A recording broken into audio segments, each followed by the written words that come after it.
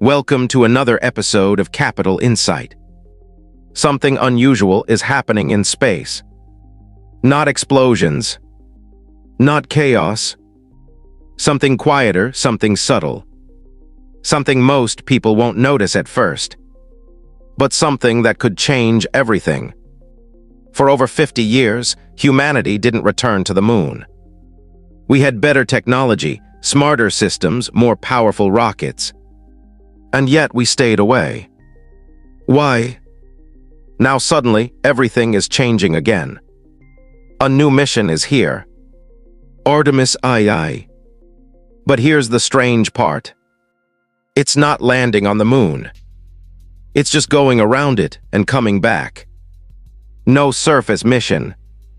No base construction. No giant leap moment. So the question is simple. Why repeat the past? Going to the moon isn't easy. In fact, it might be harder today than it was in the 1960s. Because this time, we're not just trying to reach space. We're trying to do it safely. Beyond Earth's protective shield, radiation increases. Risks multiply, and rescue becomes almost impossible. If something goes wrong, there's no quick way back. Even a small error, a tiny miscalculation, can turn into a life-threatening situation within seconds. There are no nearby stations, no emergency landings, no second chances, and space doesn't forgive mistakes. That's why every system, every detail must be perfect.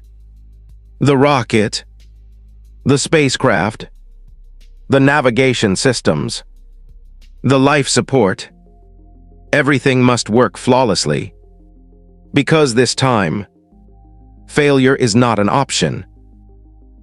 But something still doesn't feel right. After decades of advancement, why is Artemis II only a flyby? We've already done this before. So why do it again? NASA says it's just a test, a way to validate systems before future missions. But that explanation feels incomplete. Because this mission carries too much weight, too much importance, too many eyes are watching. So maybe it's not just about testing machines. Maybe it's about testing humans. For the first time in decades, humans are going back into deep space, far beyond Earth, where communication delays grow, where isolation becomes real, where Earth starts to look small, and that changes something inside the human mind. Distance is not just physical, it's psychological. The farther you go, the more alone you become.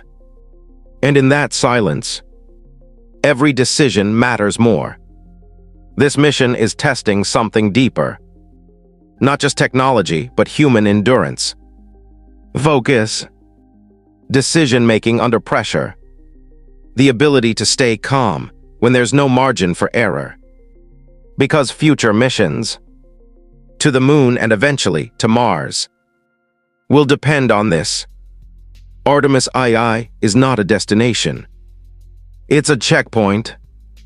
A question NASA needs answered. Are we truly ready to go further? But here's the part nobody talks about. This might not just be exploration. It might be competition. Because while NASA is preparing, other countries are moving too. The moon is no longer just about science. It's about strategy, resources, position, control, and whoever establishes presence first gains the advantage. So Artemis II becomes something else.